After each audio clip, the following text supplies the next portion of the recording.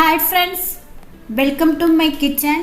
இன்றைக்கி நம்ம இறால் குழம்பு பண்ண போகிறோம். காய்கறிகளோடு சேர்த்து பண்ண போகிறோம். முருங்கைக்காய், கத்திரிக்காய், உருளைக்கிழங்கு இறால் குழம்பு பண்ண போகிறோம். நல்லா டேஸ்ட்டாக இருக்கும். குழம்பு நல்லா மணமாக இருக்கும். கண்டிப்பாக ட்ரை பண்ணி பாருங்கள்.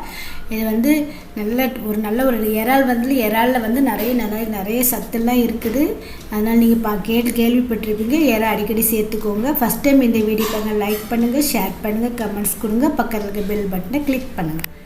இப்போ இதுக்கு நான் முருங்கைக்காய், உருளைக்கிழங்கு, கத்திரிக்காய், எறாவை கழுவி சுத்தமாக பண்ணி எடுத்து வச்சுருக்கிறேன். தேங்காய் அரைக்கிறதுக்கு தேங்காய் கூட கொஞ்சம் சோம்பு சேர்த்துக்கோங்க. சேர்த்து நல்லா நைஸ் பேஸ்ட் பண்ணி அதையும் எடுத்து வச்சுக்கோங்க.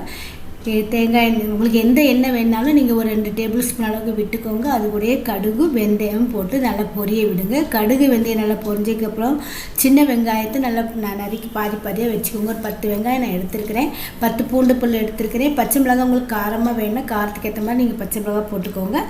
கருவேப்பிலையும் போட்டு நல்லா கிளறி விடுங்க. வெங்காயம் கலர் மாறுற வரைக்கும் நல்லா கிளறி விட்டுக்கிட்டே இருங்க.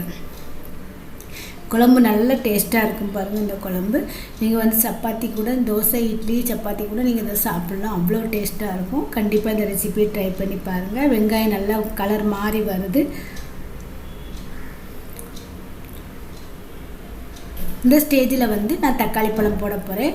நான் 2 தக்காளி பழம் நல்லா பொடியாக நறுக்கி போடுறேன். எப்போவுமே தக்காளிலாம் போடும்போது நல்ல பொடியாக நறுக்கி போடுங்க. சீக்கிரத்தில் வெந்துன்னு பாருங்கள். பெருசாக இருந்துச்சுன்னா உங்களுக்கு டைம் எடுக்கும் பாருங்கள். அதனால் எப்போவுமே ரெசிபி போடும்போது நல்ல பொடியாக நறுக்கி போடுங்க.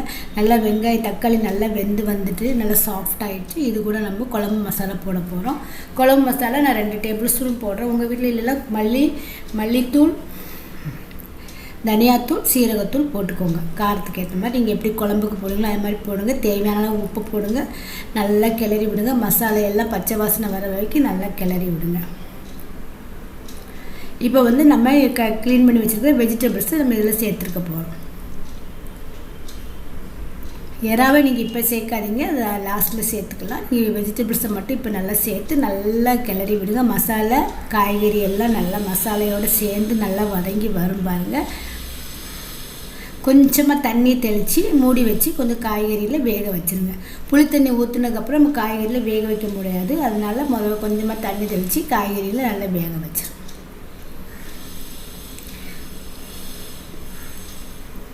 நல்லா காய்கறியெல்லாம் நல்லா வெந்துட்டு பாருங்கள். இந்த ஸ்டேஜில் நம்ம க்ளீன் பண்ணி வச்சுருக்கிற எறாவை போடுவோம். எறாவையும் போட்டு இந்த மசாலையோடு நல்லா கிளறி விடுங்க. மசாலா சீக்கிரம் எறால பிடிச்சிரும் பாருங்கள். ஆனால் நல்லா எறால நல்லா கிளறி விடுங்க. இப்போ புளி தண்ணி, ஒரு எலுமிச்சம்பழம் அளவுக்கு புளியை நல்லா ஊற வச்சு நல்லா கரைச்சி ஒரு கப் அளவுக்கு நல்லா தண்ணியாக எடுத்துக்கோங்க.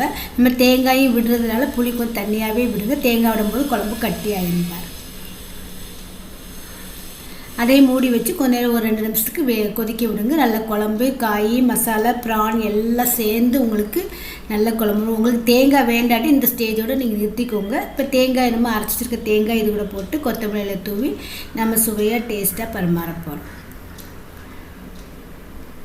இந்த வீடியோ பிடிச்சினா கண்டிப்பாக லைக் பண்ணுங்கள், ஷேர் பண்ணுங்கள், கமெண்ட்ஸ் கொடுங்க, சப்ஸ்கிரைப் பண்ணுங்கள், பக்கத்தில் இருக்க பெல் பட்டனை கிளிக் பண்ணுங்கள். மீண்டும் ஒரு நல்ல வீடியோ உங்களை சந்திக்கிறேன். குழம்பு தயாராச்சு.